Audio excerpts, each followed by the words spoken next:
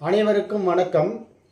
இன்றைய தகவல் என்ன பார்க்க போகிறோம்னா, மனம் விரும்பிய திருமணம், பெற்றோர்கள் ஆசி, யோகம். பெற்றோர்கள் ஆசி அற்றது அவயோகம்.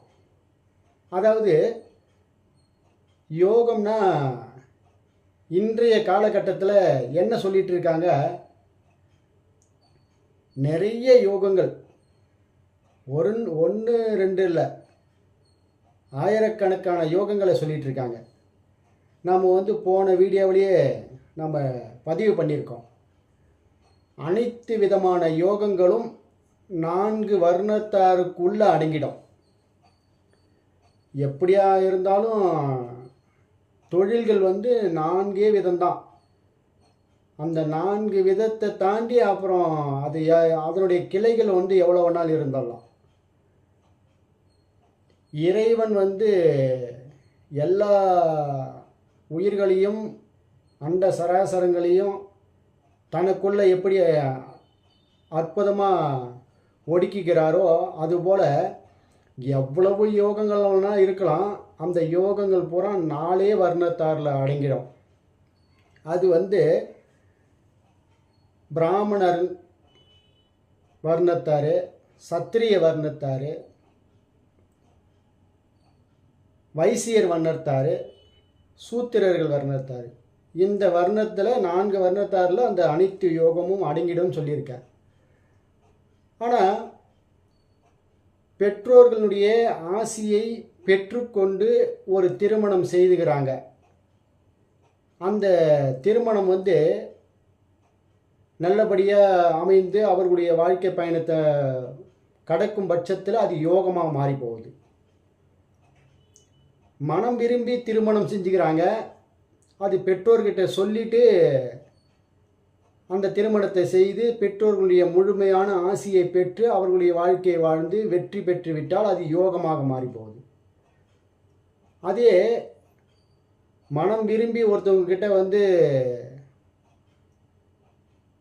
திருமணம் செய்துக்கிறாங்க ஒருத்தவங்க, பெற்றோர்களுடைய எதிர்ப்பை, அதாவது அவங்களுடைய ஆசீர்வாதம் கிடைக்காது, எதிர்ப்பை மீறி திருமணம் செய்து அவர்களுடைய வாழ்க்கையில் போராட்டம், சிக்கல். இந்த போராட்டம், சிக்கல், கடின உழைப்பு, கடினமான சூழ்நிலைகளை தான் அவயோகம்னு சொல்கிறோம்.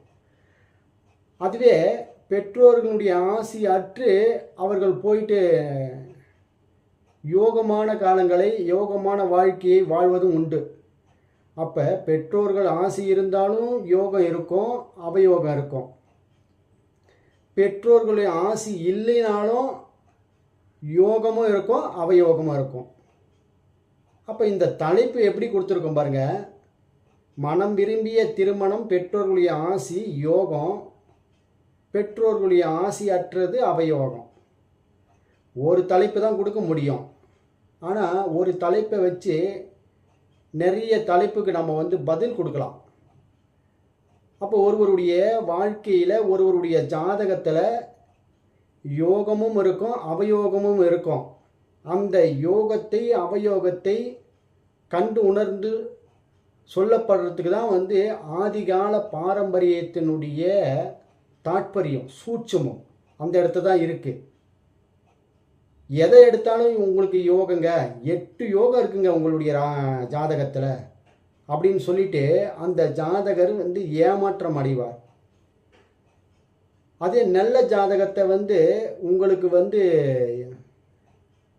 இந்த தோஷம் இருக்குது, அந்த தோஷம் இருக்குது அப்படின்னு சொல்லிட்டு அவர்களை புண்படுத்துவது, இதெல்லாம் இல்லாமல் இருக்கிறதுக்கு ஒருவருடைய ஜாதகத்தை அப்படி பார்த்த உடனே உங்களுக்கு இந்த யோகங்கள்லாம் இருக்குது இந்த காலகட்டங்களில், அந்த காலகட்டத்தை நகர்த்தி போகும்போது உங்களுக்கு சில இடையூறுகள், இடர்பாடுகள், தாழ்த்தக்கூடிய தன்மை இருக்கும் அப்படின்றத உங்களுடைய லக்கண புள்ளியும் உடல் புள்ளியும் அதி அற்புதமாக எடுத்து சொல்லும்.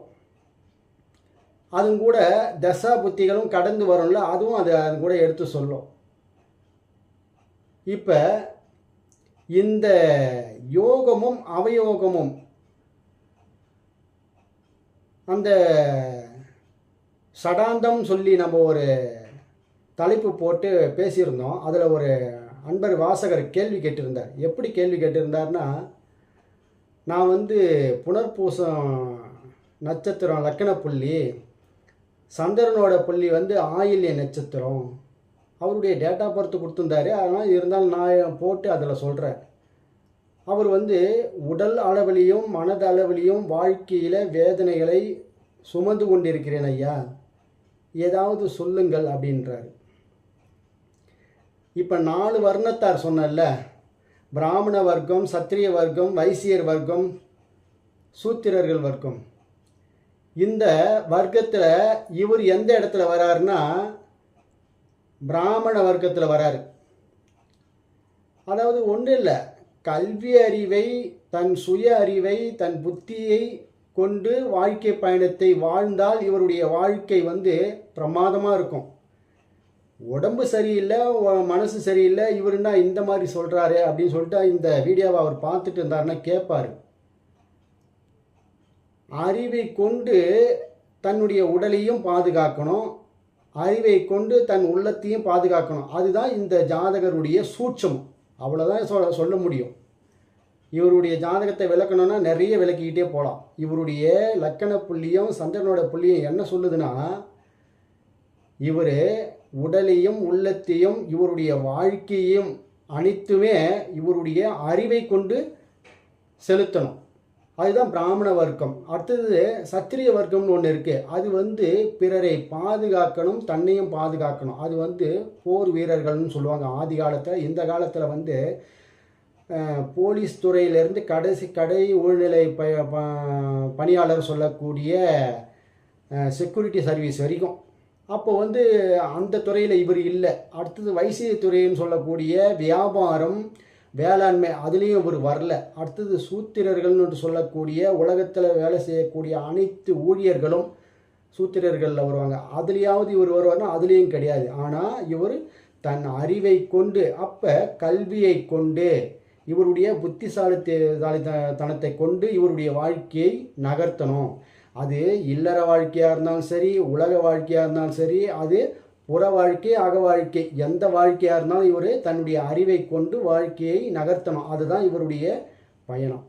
இந்த மாதிரி ஒரு ஜாதகத்தை எடுத்தோம்னா, இப்போ ஒரு பொண்ணு ஜாதகம் வருது, அதில் வந்து சூரியன், சந்திரன், ராகு, செவ்வாய் இவங்கெல்லாம் ஒரே இடத்துல ஒரே ராசியில் இருக்காங்க. இது வந்து தோஷமான ஜாதகம், இந்த ஜாதகத்தை வந்து அந்த பையனுக்கு சேர்க்கக்கூடாது அப்படின்னு சொல்லியிருக்காங்க. என்னுடைய குருநாதர் இதை எனக்கு அற்புதமாக எடுத்து விளக்குனார். பாருங்கள், இந்த தோஷம்லாம் வந்து சொல்லி ஜாதகத்தை வந்து நிப்பாட்டுறாங்க. இந்த மாதிரிலாம் எப்படி இருக்கும் அப்படின்னு நான் முதல்ல சொல்லுவேன். தோஷம் என்பது ஒன்று கிடையாது. எப்படி வந்து வள்ளல் பெருமான் வந்து சாதியும் மதமும் சமயமும் காணா ஆதி அருட்பெருஞ்சோதி, ஆதியும் அனாதியமாம் அருட்பெருஞ்சோதின்னு சொல்லுவார். அதையும் மீறி இன்னொரு இடத்துல சொல்லுவார். அதே அகவல் பாடலில் தான், சாதியும் மதமும் சமயமும் பொய்யென ஆதியில் உணர்த்திய அருட்பெருஞ்சோதி. அப்போ இந்த தோஷன்றது ஒன்று உலகத்தில் எந்த இடத்துலையுமே கிடையாது. யோகம்ன்றது ஒன்று நிரந்தரமானது ஒன்று எதுவுமே கிடையாது. அவயோகம்ன்றது வந்து நிரந்தரமானதுன்றது ஒன்று எதுவுமே கிடையாது. அப்போ அவருடைய ஜாதகத்தில் இந்த வர்ணத்தார் 4 வர்ணத்தாரில் எந்த விதத்தில் அவர் பயணம் பண்ணிகிட்ருக்காரு அப்படின்னு சொல்லிட்டு பார்த்து, அவருடைய ஜாதகத்தில் அவருடைய லக்கண புள்ளியும் சந்திரனோட புள்ளியும் சொல்லும் பட்சத்தில் அதன்படி அவருடைய வாழ்க்கை பயணத்தை அமைத்து கொண்டால் வாழ்க்கை வந்து இன்பமாக இருக்கும். இந்த சாதி இல்லாத இன்றைக்கி உலகம் நகருமா? சமயம் இல்லாத நகருமா? இதெல்லாம் நடக்கிற காரியமா அப்படின்னா, அதே வள்ளல் பெருமான் சாதி சமயம் சடங்கு எல்லாத்தையும் குழந்தை பருவத்திலிருந்து அனுபவித்து வந்தவர் தான். அறிவு விளக்கம், இறைவனுடைய அருள். அறிவு என்றால் இறைவன், இறைவன் என்றால் அன்பு, அன்பு என்றால் ஜீவகாருண்யம், ஜீவகாருண்யம் என்றால் இறைவன் தன்னை தடுத்து ஆட்கொள்ளுவது ஒரு மனிதனை. அப்போ இது எல்லாம் விளங்கும் பொழுது இது எல்லாம் தெரியுதான், சாதியும் கிடையாது, சமயமும் கிடையாது, மதமும் கிடையாது அப்படின்னு. ஆனால் சாதி சமயம் சடங்கு குழு நம்மளுடைய குலதெய்வம் இதெல்லாம் இருக்குதுங்க ஐயா. சிறு தெய்வ வழிபாடு இருக்குது, பெரு தெய்வ வழிபாடு இருக்குது, உலகத்தில் அனைத்தும் இருக்கு, எல்லாமே இருக்குதுங்க. ஒரு விண்வெளியில் வந்து ராக்கெட் விடுவாங்க. அந்த ராக்கெட் விடும்பொழுது என்ன பண்ணுவாங்க, நிறைய அதுக்கு உண்டானது அனைத்து மூலப்பொருளையும் சுமந்துக்கிட்டு தான் போகும். ஒன்று ஒன்றா என்ன ஆகிடும், ரிமூவ் ஆகிடும். கடைசியாக போயிட்டு அந்த இடத்த நமக்கு என்ன தேவையோ அது மட்டும்தான் போய் அந்த இடத்த லேண்ட் ஆகும். அந்த எங்கே போய் சேரணுமோ அந்த இலக்கில் அப்புறமேலே படம் பிடிச்சி அனுப்போம். அதை வச்சு நம்மளுடைய அறிஞர்கள் வந்து ஆய்வு பண்ணுவாங்க. அதுபோல் இந்த சாதி சமயம் சடங்கு எல்லாம் வந்து நம்ம போட்டுக்கிற சட்டை மாதிரி, ஆடை ஆபரணங்கள் மாதிரி அப்பப்போ கைட்டி கிடாச்சிடணும். தேவையானது அழுக்காக வரும்போது டக்குன்னு கைட்டி கிடாச்சிடும் பாரு சட்டையை. அந்த மாதிரி என்ன ஆகுது, சாதி சமயம் மதம் எல்லாமே விளக்கிடணும். அறிவு விளக்கம் வரும்போது எல்லாமே சரிசமம், இன்பம் துன்பம் கிடையாது, இரவு பகல் கிடையாது அப்படின்னு சொல்லுவாங்க. அதுபோல் இந்த இடத்த யோகம் அவயோகம்ன்றது ஒருவருடைய ஜாதகத்தில் இருக்கும். அதை கடந்து தான் வருவார். அந்த யோகத்தையும் அவயோகத்தையும் அறிந்து அறிவால், தன்னுடைய சுய அறிவால் அதை கொண்டுட்டு போகணும். இப்போ ஒரு ஜாதகத்தில் அந்த அறிவுன்ற பங்கு இருந்தால் உண்டு, இல்லைன்னா அதை அனுபவிச்சு தான் ஆகணும். அந்த ஜாதகருக்கு அந்த அறிவு விளக்கம் இல்லைங்க ஐயா அப்படின்னா, இல்லைன்னா இல்லை தான், இருக்குதுன்னா அவர் கடந்து போவார், இல்லைன்னா அதை கஷ்டப்பட்டு கடந்து வருவார். அவ்வளோதான் வித்தியாசம். அறிவு இருந்தால் அது நமக்கு தேவையான காலம்தான், இப்போ கஷ்டமான காலம்தான், பொருளாதாரம் அற்ற காலம்தான் அப்படின்னு உணர்ந்துக்கிட்டு அவர் காலத்தை கடப்பார். அது அற்புதமாக அவருக்கு அறிவு விளக்கம் தெரியும். அதனால் அப்படியே ஆகாயத்தில் பறக்க மாட்டார், எனக்கு இது வேணும் அது வேணும் இன்னும் இன்பத்தில் மிதக்க மாட்டார். அதுவே அறிவு விளக்கம் இல்லைன்னு வச்சுக்க கஷ்டமாக இருக்கும். என்னடா அது இப்படி இருக்கே நமக்கு வாழ்க்கை நிலைகள் அப்படின்னு. இப்போ இந்த ஜாதகர் சொன்னார் இல்லை, உடலில் வலிமையும் இல்லை, மனதில் வலிமையும் இல்லை, வேலையும் இல்லை, வருத்தமாக இருக்குது அப்படின்னா, இவருக்கு பிறக்கும் பொழுது புனர்பூச நட்சத்திர லக்ன புள்ளி சந்திரன் ஆயில்யத்தில் இந்த புதன் திசையில் புதன் புத்தியில் பிறந்திருக்கிறாரு. இப்போ சுக்கிர திசை சுக்கிர புத்தி போயிட்டுருக்கு. இவருக்கு இந்த நேரத்தில் இந்த மாதிரி காலகட்டங்கள் அது இயற்கையாகவே நகரக்கூடியது. இதை அவர் அறிவு கொண்டு வென்று இந்த திசையை முடிக்கணும் அப்படின்றது தான் இந்த பிரபஞ்சத்தினுடைய டிசைன். அதை யாராலும் மாற்ற முடியாது. அதுவும் புதன் இந்த சுக்கிர தசை சுக்கிர புத்தி மிக கடுமையாக இருக்கும். அதுக்கப்புறம் வர புத்திகள் கொஞ்சம் கடந்து வரும். இப்போ இவருடைய காலங்களில் சுக்கிரன் இருக்கிற இடத்த கேது பயணம் பண்ணி போயிட்டுருக்கார். சுக்கிர தசை போகுது, சுக்கிரனுடைய கிரகத்தை கேது கோச்சாரத்தில் கடந்து போகுது. இவர் கேள்வி கேட்கும் பட்சத்தில், அப்போ இவர் கேட்குற கேள்வியை உண்மையாக தான் கேட்டிருக்கார், சரியாக தான் கேட்டிருக்கார். நம்ம வந்து கொடுத்த பதில் என்னென்னா, அறிவை கொண்டு இவருடைய வாழ்க்கையை நகர்த்தும் பட்சத்தில் இவருடைய மூலதானம் வந்து அறிவாக தான் இருக்கணும். ஒரு கடுவளவும் பொருளாதாரத்தை வச்சு எந்த ஒரு தொழிலோ உத்தியோகமோ பண்ணக்கூடாது. அது தொழிலாக இருந்தாலும் சரி, உத்தியோகமாக இருந்தாலும் சரி, எதுவாக இருந்தாலும் சரி, அறிவை கொண்டு எப்படி விளங்க வைக்கிறது வாழ்க்கையில் அப்படின்னா, ஒன்றும் இல்லை. காலையில் என்ன சாப்பிட்டோம், மதியம் என்ன சாப்பிடுவோம், நைட்டுக்கு என்ன சாப்பிட போகிறோம், இந்த உடல் ஏற்றுக்குமா அப்படின்னு தன் அறிவை கொண்டு உடலை பாதுகாக்கணும். இது வந்து ஒரு உதாரணத்துக்கு தான். அதே போல தான் வாழ்க்கையிலையும் அதை அப்ளை பண்ணிக்கணும். இந்த இடத்துல அந்த யோகம் அவயோகம் ஒருத்தருக்கு வந்து லாட்ரி சீட்டு விழுது. அது எத்தனை பேருக்கு ஒருவருக்கு வந்து லாட்ரி சீட்டு விடும்? கோடியில் ஒருத்தருக்கு.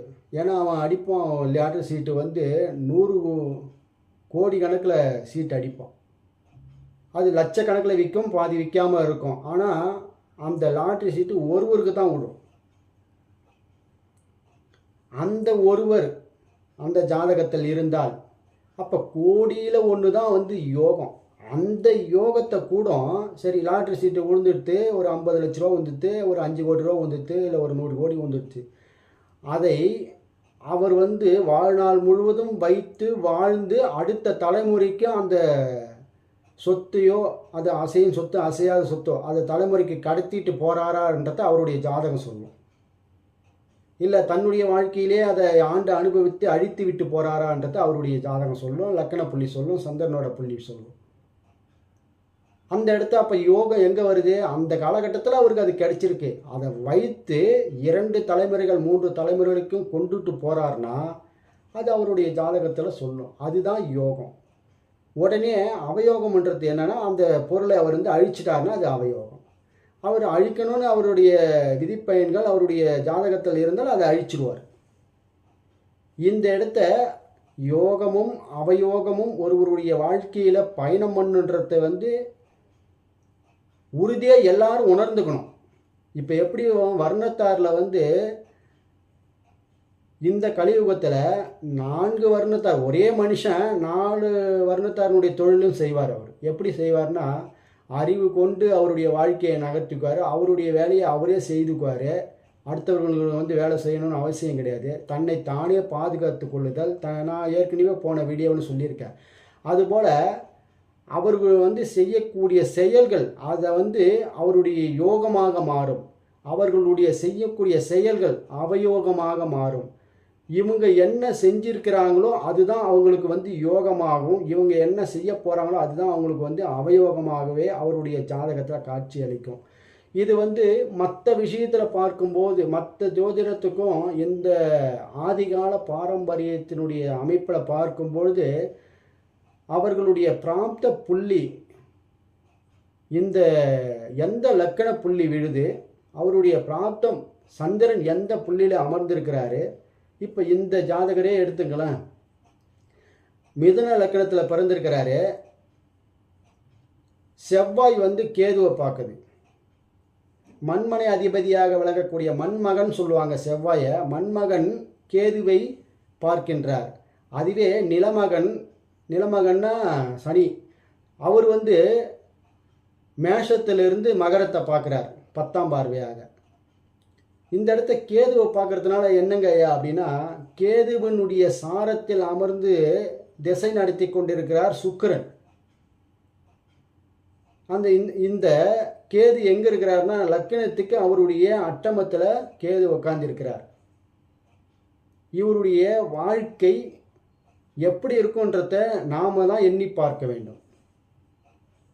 இந்த மாதிரி ஒரு ஜாதகத்தை எளிமையாக எடுத்து ஆதிகால பாரம்பரியத்தினுடைய அமைப்பில் பார்க்கும்போது யோகமும் அவயோகமும், ஒரு பெண் ஒரு வரனை தேர்ந்தெடுத்து மனம் விரும்பிய திருமணத்துக்கு ஏற்றாற்போல் வரனை தேர்ந்தெடுத்து அந்த வரன் பெற்றோர்கள்கிட்ட சொல்லி திருமணம் செய்து பெற்றோர்களுடைய வழிப்படி வாழ்க்கையை நடந்தால் அது யோகமாகவும், அதே பெண் அவருடைய ஜாதகத்தில் மனம் விரும்பிய வரனை தேர்ந்தெடுத்து பெற்றோர்களுடைய ஆசி ஏற்று அவர்கள் நல்லா இருந்தாலும் இருக்கிறவங்களும் இருக்காங்க, சரியில்லாத வாழ்க்கையை தேர்ந்தெடுத்துட்டாங்க அப்படின்ற பட்சத்தில் அவர்களுடைய யோகமும் அவயோகமும் அவர்களுடைய ஜாதகத்தில் சொல்லும்.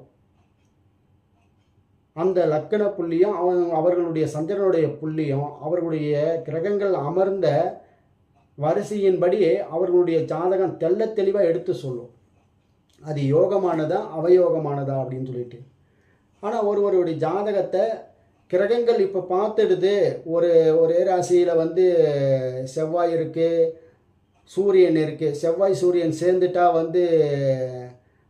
யோகமான ஜாதகம் அவயோகமான ஜாதகம் அப்படின்னு அவர்களுடைய பிராப்த என்ன பெற்றுக்கொண்டு பிறந்திருக்கிறார்கள் அப்படின்றத நம்ம பார்க்கணும். இவங்க அந்த ஜாதகத்தை பார்த்த உடனே இவங்களுக்கு மனம் விரும்பிய திருமணம் இந்த வரன், அதாவது இவங்க விருப்பப்பட்டு தான் திருமணம் நடக்கும்ன்றத அவருடைய ஜாதகம் சொல்லிடும். அது சொல்லிடுதுன்னா நீங்கள் என்னதான் பெற்றோர்கள் போய் பார்த்தாலும் திருமணம்ன்றது கை கூடவே கூடாது. அதுவே பெற்றோர்கள் பார்த்து வைத்தால்தான் திருமணம்ன்றது ஒன்று இருக்குது. அந்த ஜாதகத்தை போய் பார்த்தோம்னு வச்சுக்கலாம், கண்டிப்பாக அவர்கள் மனம் விரும்பிய திருமணம் அமையவே அமையாது. பெற்றோர்கள் பார்த்து வைத்த திருமணம் தான் அமையும். ஆனால் இந்த எதுவாக இருந்தாலும் அவர்களுடைய சுய ஜாதகத்தில் வாழ்க்கை பயணம் நீண்ட நெடிய கால பயணமாக இருக்குமா அப்படின்றத அவர்களுடைய ஜாதக அமைப்பு தான் வந்து தெள்ள தெளிவாக எடுத்து சொல்கிறத அதி அற்புதமாக சொல்லும். யோகமும் அவயோகமும் கலந்தது தான் ஒரு ஜாதகத்தில். அந்த யோகம் அவயோகத்தை அவரவர்களுடைய சுய ஜாதகமே எடுத்து சொல்லும். ஆனால் கிரகங்கள் வந்து அந்த இடத்துல இருக்கிறதுனாலையோ அந்த பார்வை பார்க்கறதுனாலையோ நிறைய ஜாதகங்களில் நான் சொல்லியிருக்கேன், குரு வந்து லக்கணத்தை பார்க்கும், குரு வந்து லக்னாதிபதியை பார்க்கும். அந்த மாதிரி இருக்கக்கூடிய ஜாதகங்கள் பொதுவான கருத்துக்கள் வந்து ஒருவருடைய ஜாதகத்தை உயர்த்தாது, ஒரு யோகத்தை கொடுக்காது. பொதுவான ஒரு அமைப்பு கோடீஸ்வர யோகத்தை கொடுக்கும். பொதுவான அமைப்பு குடிசையில் பிறந்தாலும் கோபுரத்தில் கொண்டு வந்துடும். பொதுவான ஒரு ஜாதக அமைப்பு எந்த விதத்திலையும் யோகத்தை கொடுத்து விடாது அப்படின்றது தான். யோகம் என்பது லட்சத்தில் ஒருத்தவங்களுக்கும் கோடியில் ஒருத்தவங்களுக்கும் அது கிடைக்கும். அதுவும் அவர்களுடைய சுய அமைப்பில் வந்து அது நிலையற்றதா அது நிலையானதான்றதை அவர்களுடைய ஜாதகத்தை பார்க்கும்போது தெள்ள தெளிவாக எடுத்து சொல்லும். இந்த வீடியோ யோகமும் அவயோகமும் என்ற பட்சத்தில் சொல்லியிருக்கேன். பிடிச்சிருக்கும் பட்சத்தில் லைக் பண்ணுங்கள், ஷேர் பண்ணுங்கள், மற்றவர்களுக்கு அனுப்பிவிடுங்க. நமது நேயர்கள் ஆற்றிலோடும் நீரோடைய பல பிரபஞ்சத்திற்கு நற்காரியங்கள் செய்து நற்பலங்களை பெற்று இறைவனுடைய ஆசையை பெற்று வாருங்கள். மீண்டும் ஒரு ஜாதக நிகழ்வு சந்திக்கலாம். நன்றி, வணக்கம்.